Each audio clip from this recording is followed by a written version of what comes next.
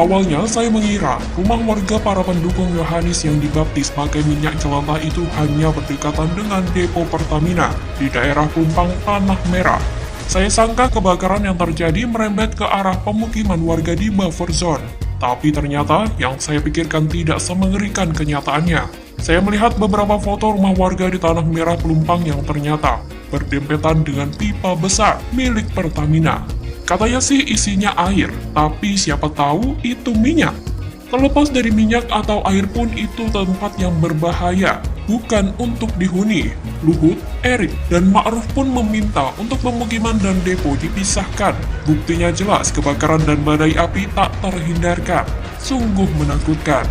Lagi pula itu kan lahan ilegal, ngeri. Bahkan lebih gila lagi mereka meletakkan tabung gas di sebelah pipa yang ukurannya besar sekitar 5-10 inci. Betul-betul bertaruh nyawa. Dan ternyata lahan seperti itu bisa-bisanya diberikan IMB sementara oleh si manusia biadab yang tidak sayang nyawa pendukungnya. Asal sudah memilih, nyawa bisa dianggap sangat murah. Semurah proses pembakaran dan dengan begitu tega. Semurah proses pembakaran dan dengan begitu tega, si Yohanis ini menjadi orang yang tidak sayang nyawa. IMB sementara diberikan di lahan yang berdempetan dengan bahan bakar. Ini namanya memasak tabung gas, memasak minyak dengan api. Sungguh membuat kita sama-sama melihat betapa biadabnya Yohanis yang merupakan junjungan dari para warga yang terbakar api karena kebocoran. Kebocoran pun diduga kuat karena adanya kelalaian warga. Api yang berkobar tidak mungkin bisa dihentikan sebelum sumber cairannya ditutup. Menutup jalur pipa cairan yang sangat besar bukanlah hal yang mudah. Ketika sumber cairan ditutup pun, cairan yang ada di dalam pipa masih memiliki volume sangat banyak. Jikapun itu minyak, sangat amat cukup untuk melahap para pendukung Yohanis dalam hitungan detik. Kobaran api pun tak terbendung. Badai api Fire Blizzard itu menjadi sebuah pemandangan yang mengerikan. Orang dipanggang hidup-hidup, para pendukung Yohanis harus terpanggang dan dibakar, tak bersisa. Banyak orang mati dan masih ada yang hilang. Entah hilang karena belum ditemukan atau hilang karena sudah jadi abu dan dibawa terbang angin dan terhirup oleh Yohanis. Yang pasti duka menyelimuti warga Pelumpang, kepala keluarga, ibu hamil, lansia dan anak-anak jadi korban. Yohanis pun sibuk pencitraan busuk dan ditutup-tutupi oleh si botak yang kebodohan di atas kepalanya sendiri pun tidak bisa ditutupi. Mengerikan betul kalau orang ini bisa jadi pemimpin. Mengerikan. Tidak bisa terbayangkan berapa nyawa yang akan hilang dalam skala nasional. Saya kira keputusan pejabat publik dalam memindahkan depo adalah kesalahan fatal.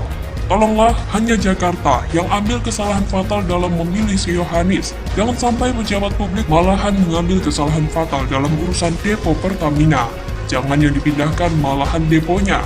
Logikanya jangan pindahkan gunung yang meletus, pindahkan warganya, lebih mudah. Memindahkan manusia jauh lebih mudah dibandingkan memindahkan benda mati.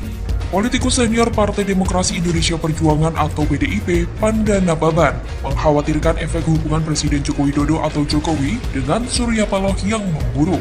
Mantan wartawan itu merasa was-was bahwa Jokowi akan mempermalukan Surya Paloh setelah Ketua Umum Partai Nasional Demokrat atau Nasdem itu mendeklarasikan Anies Baswedan sebagai bakal capres untuk Pilpres 2024. Terus terang, jujur, saya khawatir hubungan mereka berdua ini nggak berjalan baik, ujar Panda dalam diskusi siniar Total Politik yang ditayangkan di YouTube. Hal ini tentu merupakan langkah catur dari seorang Jokowi dalam menentukan sikapnya. Partai Nasdem sudah memilih Anies sebagai capres yang akan ia usung di Pilpres 2024 mendatang.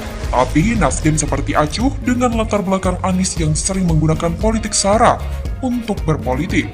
Padahal, Presiden Jokowi sudah mengingatkan bahwa suasana calon presiden dan calon wakil presiden atau capres-cawapres untuk menjaga suasana politik agar tetap aman.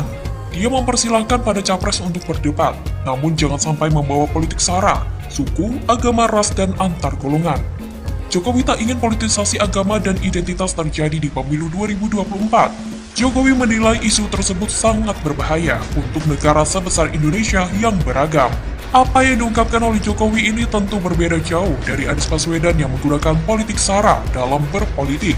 Maka dari itu, Pandana Baban pun menilai bahwa hubungan Jokowi dan Surya Paloh itu tidak akan berjalan baik-baik saja ketika Nasdem memutuskan mengusung Anies Baswedan. Mantan anggota DPR itu mengaku berkawan baik dengan Jokowi maupun Surya. Namun, Panda juga membeberkan sisi negatif Jokowi dalam memperlakukan rival politik, yang menurut dia gerakan-gerakannya tak terduga dan semacam sesuatu untuk membalas. Opung Panda, panggilan akrabnya kini, lantas mencontohkan bagaimana Jokowi mempermalukan Gatot Nurmantio. Panda mengawali kisah soal itu dengan cerita ketika Presiden Jokowi terjebak kemacetan ketika menuju lokasi perayaan HUT TNI 2017 di Pelabuhan Indah Kiat, Cilegon, Banten. Pada waktu itu Jokowi terpaksa berjalan kaki. Jokowi merasa dipermalukan, merasa tidak dihargai waktu ulang tahun TNI di Cilegon pada waktu itu. Memang Gatot Nurmantio yang waktu itu masih menjabat Panglima TNI langsung meminta maaf kepada Jokowi. Menurut Panda, Abiturien Akmil 1982 itu beralasan kemacetan tersebut disebabkan rakyat membludak karena mencintai TNI. Panda mengatakan Jokowi membalas perlakuan itu. Tokoh kelahiran 13 Februari 1944 itu menduga pembalasan tersebut benar-benar terlihat ketika Jokowi menikahkan putrinya, Kahiyang Ayu dengan Bobi Nasution pada 8 November 2017 di Solo. Saat itu Gatot yang masih aktif sebagai Panglima TNI tidak ditempatkan di kursi istimewa, bahkan bersalaman saja tidak. Artinya, menurut Opung Panda, ini merupakan permainan politik. Mantan jurnalis hukum itu pun mengaku, juga melihat gelagat Jokowi sudah tidak sreg dengan Surya Paloh. Misalnya, Jokowi menolak ajakan pelukan yang ditunjukkan Surya Paloh pada saat perayaan HUT Golkar beberapa waktu lalu. Selain itu, Jokowi juga tidak menghadiri perayaan HUT ke-11 Partai Nasdem. Mantan Gubernur DKI itu juga tidak membuat video tahniah untuk ulang tahun salah satu partai pendukungnya di Pilpres 2014 dan 2019 tersebut. Hal itu berbeda dengan yang ditunjukkan Jokowi pada saat Huria Kristen Batak Protestan atau HKBP menggelar Sinode Agung pada 25-27 Oktober 2022. Jokowi mengirimkan video sambutan untuk Sinode Agung ke-66 HKBP itu. Ini tentu merupakan tamparan telak bagi Nasdem dan akan menjadikan Partai Nasdem hancur sehancur-hancurnya. Karena Nasdem telah mengkhianati Jokowi dengan mengusung bapak politik identitas sebagai calon presiden. Dan bisa dipastikan Partai Nasdem bakal bubrah jika masih mengusung Anies sebagai capresnya. Itu orang-orang Pertamina mengerti itu secara ilmiah, tidak bisa dibantah ini. Jangan salahkan Pertamina. Salahkanlah siapa yang melegalisir, mencuri tanah Pertamina itu. Mencuri itu. Saya tahu persis itu tanah Pertamina itu. Ya, itu siapa yang melegalisir itu? Itu diurus dulu itu. Pertamina aja yang disalahin sekarang. Jadi secara standar infrastruktur kilang minyak itu sudah ideal sebenarnya. Ideal untuk 80 tahun, didesain untuk 80 tahun.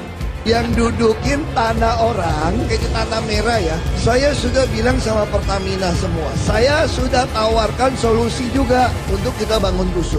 Lalu orang yang digusur itu harus dapat dusun. Dia tinggal berapa lama? Seumur hidup. Bebas.